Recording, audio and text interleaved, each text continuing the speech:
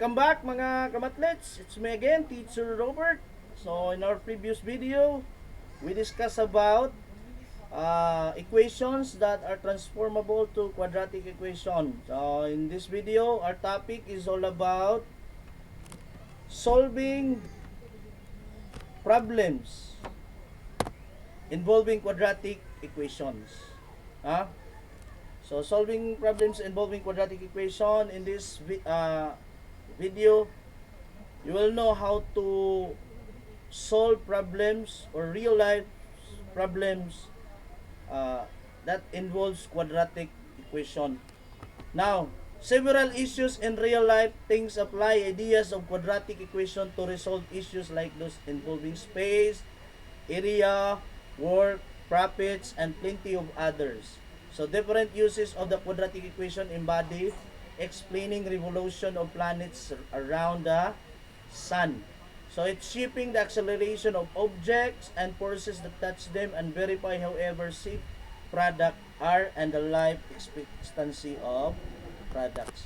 So the quadratic equation has several sensible application within the group beyond school. So some of you may think application of quadratic equation are irrelevant to learn as you may think it is not useful by now.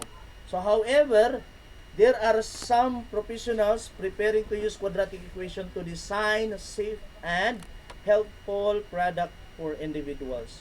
Now for example, so example number 1, we have a rectangular table has an area of 27 feet squared and a perimeter of 24 feet. What are the dimensions of the table? So example number 1, so our solution could be, so we can solve this one using the two methods. So the method number 1 is, if you try to observe, rectangular table has an area, it involves about the area of a rectangle. Now, a rectangle or the area of rectangle or the area of rectangle has a formula of 8 is equal to length times width. Diba? Length times width. And also the perimeter has a formula of the perimeter of rectangle is we have 2L plus 2W. No, that's the perimeter. Now, in this case, in our problem, the area of a rectangular table is given. And also its perimeter is given. So, we will try to use the formula in getting the area of rectangular table in order to find its length and width. Okay.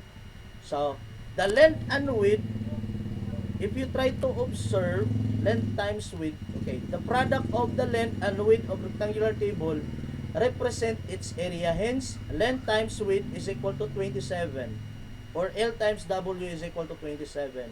Also, the perimeter is twice the sum of length and the width of the rectangular table gives the perimeter. Hence, we have 2L plus 2W is equal to 24. We can have, if we are going to divide both sides of the equation, 2L plus 2W is equal to 24 by 2, we get L plus W is equal to 12. Kuha na ninyo. Now, try to observe. The product of L and W is 24. 27. And its sum is 12. Diba? In our previous video, we discussed about the sum and the product of the roots.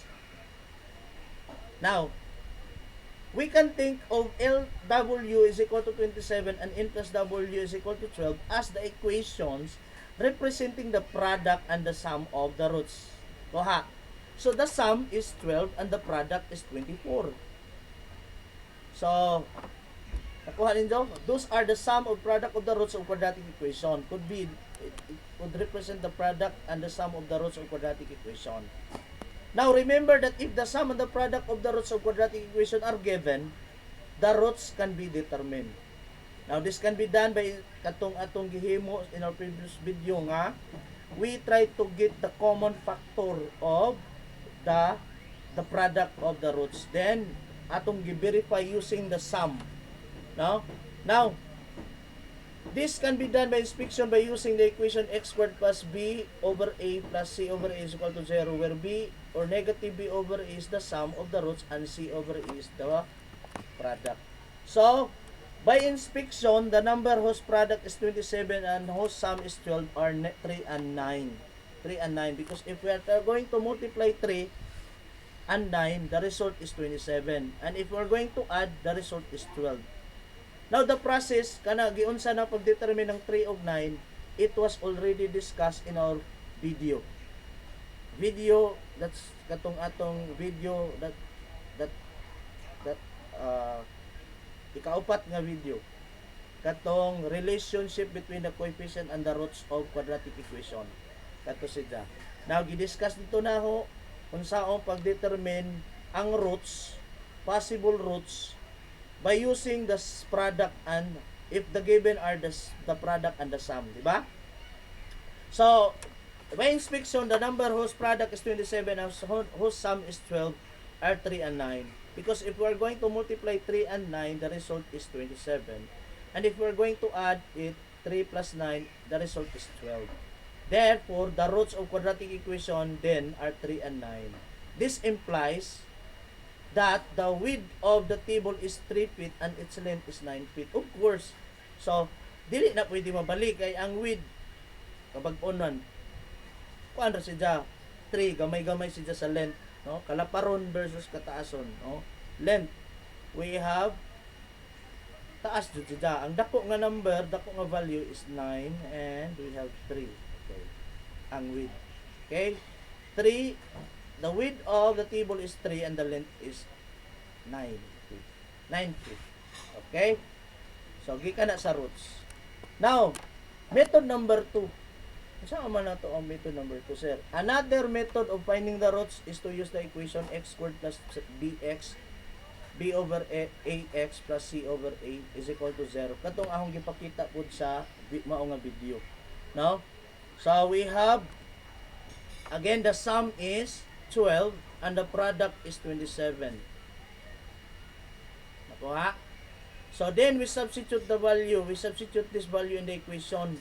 So, the resulting equation would be x squared plus negative 12x plus 27. Negative 12 siya. Oh, negative 12 siya kay b over a man, b over a. So, actually, it is x squared minus 12x. 12x plus 27 equals 0. No?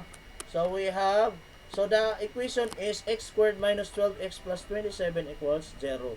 Now, we will use this one.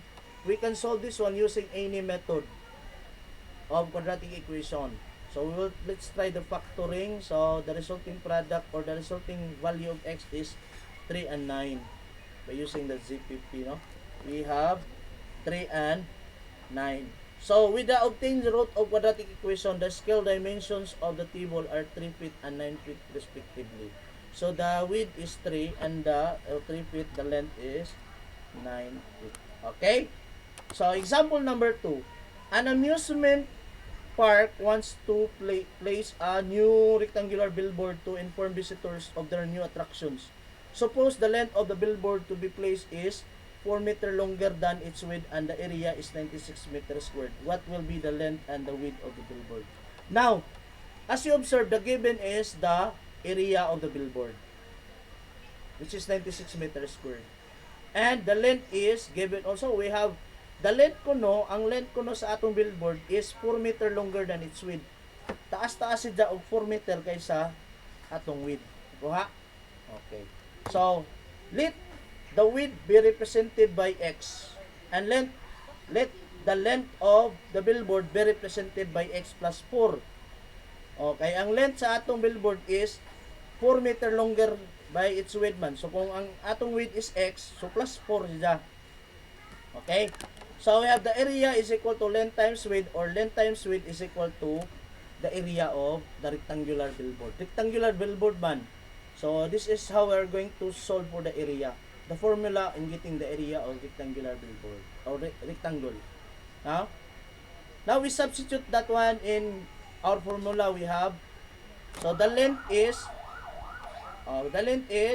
ibalik na, we have x and the width is x, pwede na siya mabaliktad as we have the commutative, di ba? Commutative. Length times width or width times length. We have the width is x and the length is x plus 4 is equal to 96. Okay? Now we will try to simplify that one, transform that one into quadratic equation because this is not, is written in, or this is not written standard form. So we have x squared plus 4x minus 96 equals 0. Okay? So we have solve the resulting equation x squared plus 4x minus 96. You will use the factoring.